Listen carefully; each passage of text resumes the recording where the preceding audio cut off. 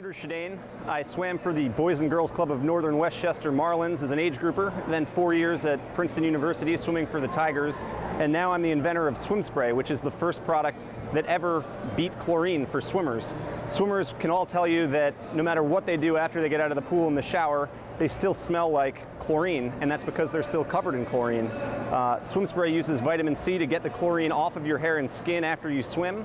You'll notice it immediately because you don't smell like chlorine, and you'll notice that your hair feels better, that your skin isn't dry and itchy, you don't get a rash, your hair doesn't turn green because all the side effects of being covered in chlorine all the time go away when you wash the chlorine off with Swim Spray. So Swim Spray is the first product that actually gets the chlorine off of you when you're done swimming.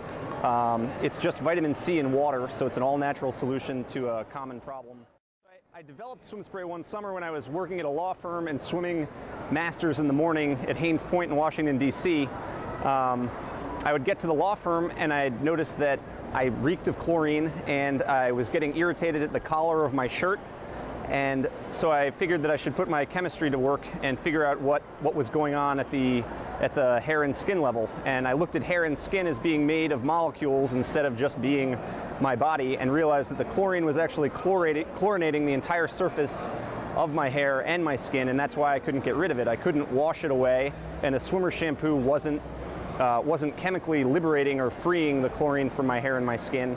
So I looked into chemicals that would do that, and lo and behold, vitamin C, sort of mankind's favorite molecule, was an antioxidant that would do that chemical reaction. So by spraying vitamin C on your hair and your skin after you rinse the pool water off of you, you get rid of the chlorine that is bonded to your hair and your skin that you otherwise couldn't get rid of.